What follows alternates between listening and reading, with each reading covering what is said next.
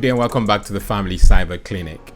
This week we're going to continue to emphasize the need for parents to be extra vigilant when it comes to their kids, especially as their kids engage on the internet.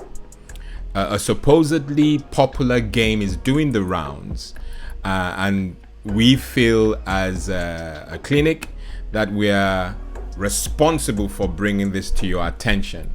Basically, the game is able to profile and tell whether you are a child or an adult, and that's what we've come to conclude because of the story shared by parents of a little girl who, having played the game, got to a place where the game generally pauses because you're supposed to change levels.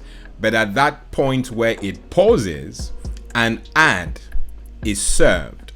And that ad, as we know, if you're into ads, generally you have sites, genuine and legit sites, that profile you as the user or visitor and that generally serve you content that's appropriate to your needs based on the answers you've provided in questions or things you've bought in the past and all that.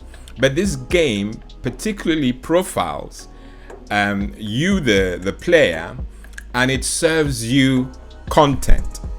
Now, the reason why this came to the fore is the parents who reported this had their child approach them, in a very desperate manner, showing inappropriate content that was on the tablet that she was playing the game from.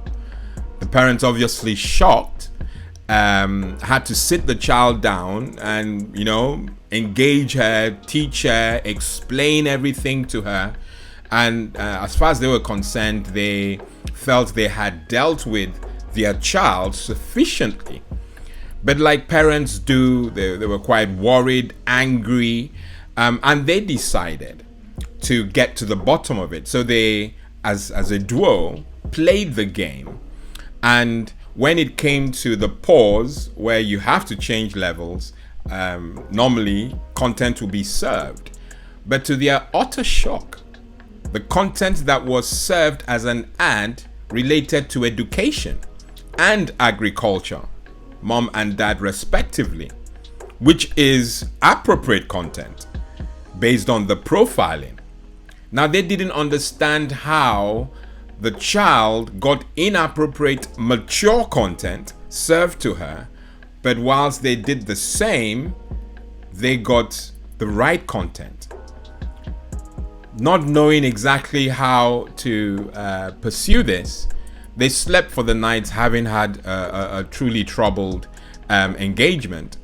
And in the morning, they decided to test it one more time, and it still served them appropriate content. But because they didn't want it to just end there, they decided, having sufficiently educated their child on the meaning and the inappropriateness of the content that was served, they decided that the child should do it again. And they were hoping that the child will now get the same response they got, which was appropriately dished out content.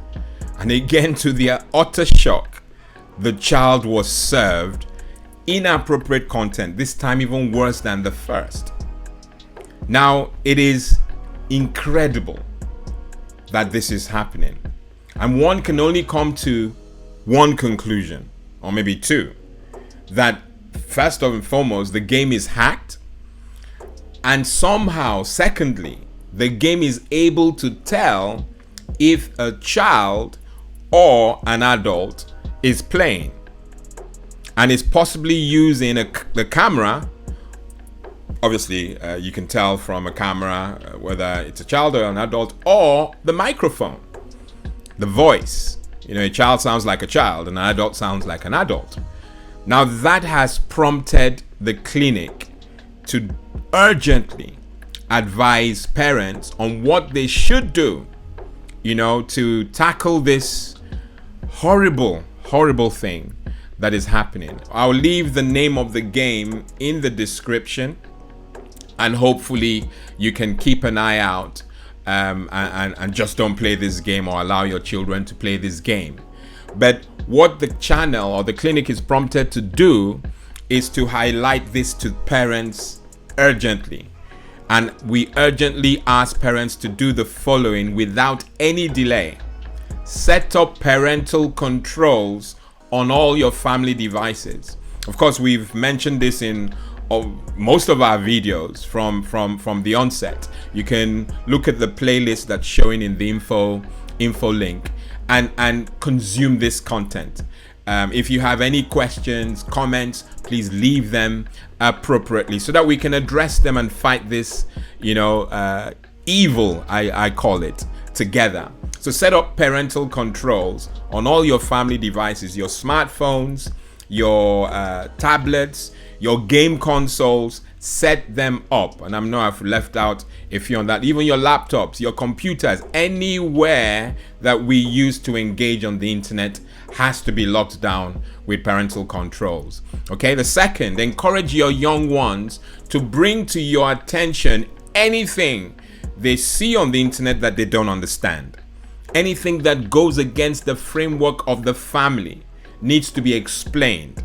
And if you have an open door policy, your child will bring that to your attention. So encourage them to bring that information to your attention. The third, again, we've shared a video on this. When not in use, disable your webcam or just put a tape over your webcam. And if you can also do this, again, if you need help, please contact us via the comments. Disable your microphone. Okay? The challenge we have is that our kids need this laptops, smartphones, and tablets to engage. If you don't give them at home, they're gonna get it in school. So because we want them to be armed whilst at home and whilst outside, we've got to teach them this. Okay? So cover the webcam. Not in use, disable it. Webcam and the microphone. The fifth and last, updates are constantly sent to patch bugs that are found on our devices. And that's the laptop, the tablet, the smartphone, and indeed our computers, even game consoles. There are updates that are constantly put out there when bugs are found, because these bugs are what they act as entry points for hackers.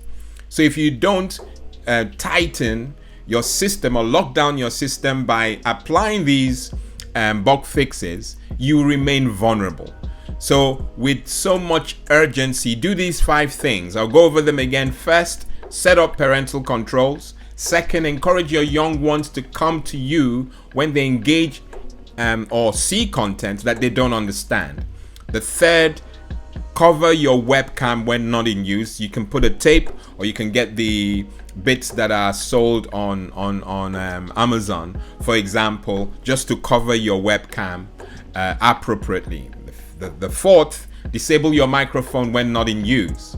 And then the fifth, certainly not the last, there's a lot more you can do. Make sure you are applying updates appropriately and timely, because those bug fixes prevent rogues who have evidently hacked this game from doing damage. I hope that gets to you so quickly and you're making these amendments. I will urge you, because we have a live Q&A this coming week. Bring any other questions or concerns that you have to the live show, and let's just get on with breaking these things and in simple terms get you to understand the dangers that are lurking out there. Targeting, as you've seen in this narrative, targeting our young ones. Okay, let's do this together. All right, good stuff.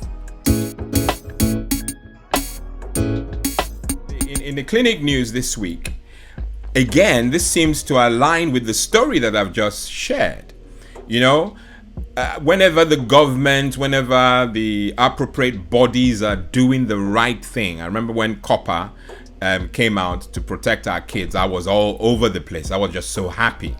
Anything that prevents our kids being exposed unnecessarily on the internet, I am there. The clinic is there because we want to protect our kids, and I know that you will benefit from that. And so hearing that the government are making plans to put pressure on gadget vendors from just putting any basic password as the default password on the devices that they're shipping to market is music to my ears. Now, if a vendor just puts any password that they feel they can just put, they will face a fine, and they could face having to recall those devices back if those gadgets or devices are not sufficiently protected with complex passwords. And I know that there's a bill here. All this is happening in the UK. There's a bill that's going to be passed, I'm hoping early 2021, that will put these vendors on the right foot, because they ought to take security of these devices seriously. So if the vendors don't do what they need to do, they would stand to be thrown a fine, and that's a deterrent. So of course that can only benefit our kids. Okay, so the Internet of Things that we shared some moons ago, those gadgets, many vendors are just shipping those devices without thorough thinking or putting the necessary security on them. They stand to be fined if they don't correct it. So it's important. This news is good for us, good for our children, that finally the government is doing something. It's way due, but we're just happy that device makers are now being called to do the right thing. And if they're not, I think even in that same bill, if a device maker is not able to tell the customer, how long they will keep monitoring bugs on their devices, they would also face another fine. So there's a lot now that the vendors have to be doing to make sure they're staying legit and helping us as we consume these contents or engage in these devices. So it's cool, really cool. I'm excited. You ought to be excited that things are doing. We're not in the streets raising placards to make this happen. The government is standing up to defend families. So it's a good time. It's good news, and we must celebrate good news. The government do good things, and I only focus on solutions. This is a solution to the problem that our channel is trying to address. Security for our kids. Okay? So I'm hearing you say, woo-hoo. Good stuff.